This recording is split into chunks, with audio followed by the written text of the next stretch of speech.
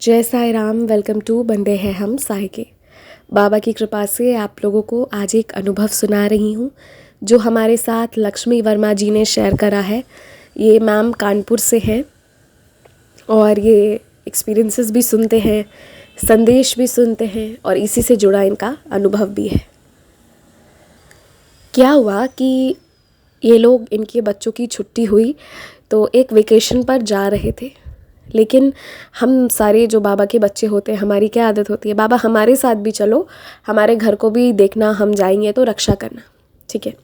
और इनके जो बाबूजी हैं, मतलब इनके फादर जो है, वो घर पर ही रहने वाले थे, वो नहीं जा रहे थे। ये इन और मतलब बच्चे लोग, यही 4 लोग जा रहे थे, बाकी इनके फादर वहीं रहने वाले थे, जिसके वजह से इन्हें टेंशन भी था कि इतने समय के बाद हम जा रहे हैं, उन्हें अकेला छोड़कर जा रहे हैं, क्योंकि वो ट्रिप पर नहीं जा रहे थे और वो पीछे घर पर अकेले रहने वाले थे।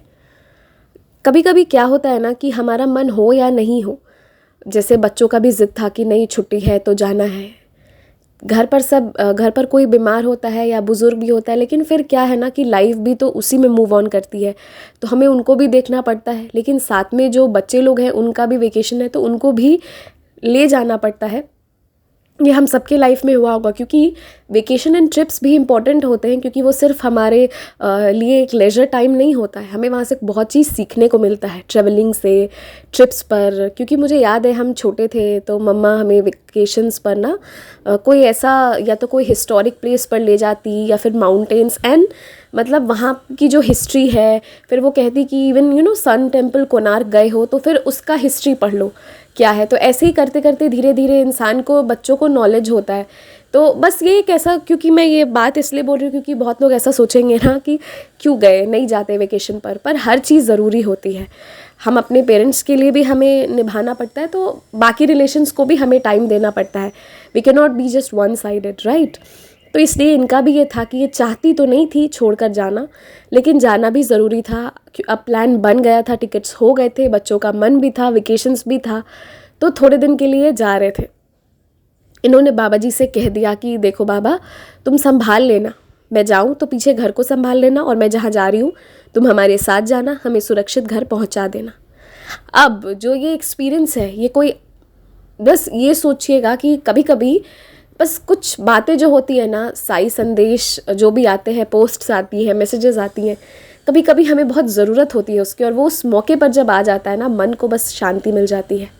बाबा ने इन्हें क्या रिप्लाई दिया, मैं पढ़कर बताती हूँ। उदास मत होइए, मैं पूरी यात्रा में आपका साथ रहूँगा। मैं सुनिश्चित करूँगा कि आप सुरक्षित पहुँचे, और मैं पीछे छूटे लोगों का भी ध्यान रखूँगा। अब आप और आपका परिवार मेरी जिम्मेदारी है, और मैं अपनी मर्ज़ी से आपके ज़िंदगी में आया हूँ, और आप अपने भविष्य के लिए अच्छी योजनाएं बनाएं।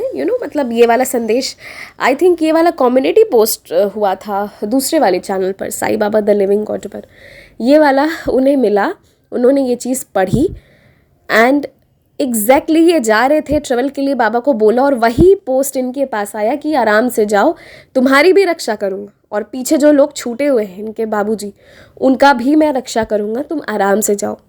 तो देखिए, कभी कभी ना कुछ एक्सपीरियंसेस जो होते हैं वो आपके बस मन को शांति दे देता है। और क्या होता है कि बाबा क्या कहते हैं, विश्वास रखो तो सब सही हो जाएगा।